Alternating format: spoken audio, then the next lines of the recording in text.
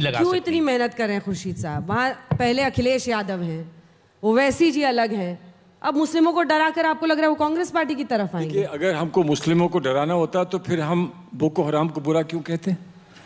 हम ये सिर्फ हिंदुत्व की बात करते? बोको हराम की बात क्यों करी? ये बोको हराम की बात ही नहीं करते हैं इसलिए कि दुकान नहीं चलती है। दुकान सिर्फ हिंदुत्व को लेकर चलती है। बोको हराम से दुकान नहीं चल पा रही है, बहुत दूर है।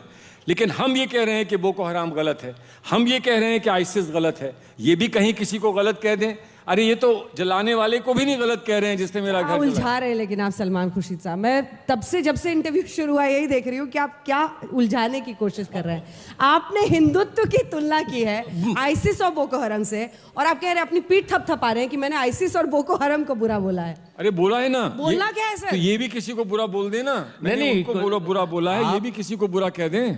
आप जो है वो इस देश की हिंदुस्तान की आत्मा को आप कहते हैं कि ये जो है आतंकवाद है, अतिवाद है। नहीं नहीं, मतलब ये हुआ। मैं आपकी अंग्रेजी की नहीं, मैं सीधी भाषा में कर रहा हूं। और ये मतलब अलग होता है, मतलब अलग होता है। मतलब आप जो चाहें उसमें दे दें।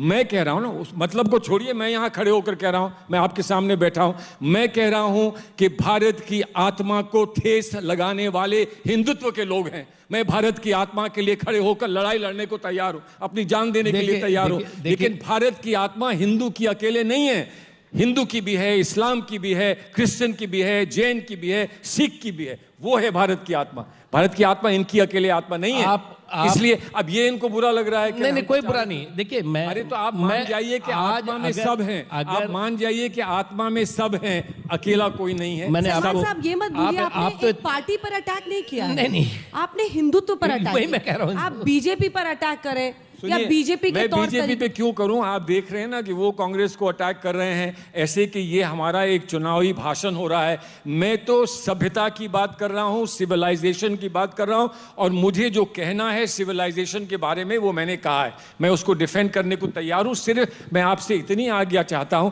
कि मुझसे वो फेरिस्त मत लीजिए, इसलिए कि मैं जब लोगों को जोड़ना चाहता हूं तो उन पे आरोप लगा के कत्ल करेंगे और वजह नहीं बताएंगे। नहीं, वजह सबको मालूम है। आप रिपोर्ट करती हैं, आपको मालूम है क्या होता है। आपकी जुबान से सुनना चाहते हैं। लिंचिंग कौन करता है? लिंचिंग कौन करता है इस देश में?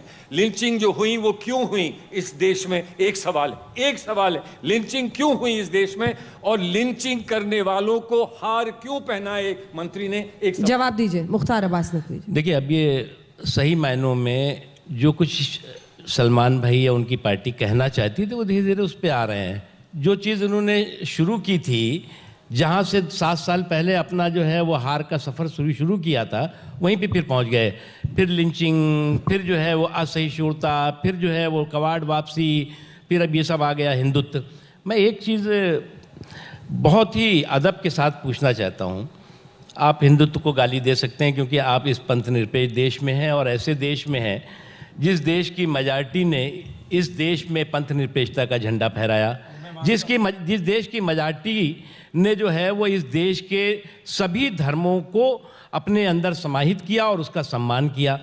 आप उस देश में हैं जिस देश के लोगों ने एक ऐसा संविधान दिया है जो कि देश के सभी लोगों की सामाजिक, आर्थिक, शैक्षणिक और धार्मिक रक्षा और सुरक्षा करता है। अब सवाल यहाँ ये पैदा होता है कि आपने हिंदुस्तान को हिंदुत्व से जोड़ दिया, हिंदुत्व को जोड़ दिया लिंचिंग से, लिंचिंग को जोड़ दिया कि साहब ये माइनॉरिटीज़ के साथ अट्रॉसिटी करते हैं, अन्याय करते हैं। यानी इनडायरेक्टली आप जो है वो सीधे तौर से हिंदुस्तान की आत्मा पर, हिंदुस्तान की संस्कृति पर, हिंदुस्तान के संस्कार पर सीधे हमला कर रहे हैं। और हमला कौन कर रहा है? Grand old party. जैसा हमने पहले कहा कि एक ऐसी नॉन परफॉर्मिंग एसेट बन गई है जो कि अब हर चीज में जो है। नकवी जी, इन्होंने आगे ये लिखा है कि जो temple is for everyone but as it seems that the mosque belongs to UP Sunni Waqf board alone. तो वो कह रहे हैं कि मुस्लिमों को भी आप डिवाइड कर रहे हैं, और आगे लिखते हैं कि प्रधानमंत्री ने सिर्फ इच्छा जाहिर की होती कि मस्जिद बने और वो उसके उद्घाटन पर भी जाएंगे। इस देश में कितनी गलत है? सुनिए भाई, सवाल यह राम मंदिर का एक ऐतिहासिक सच है।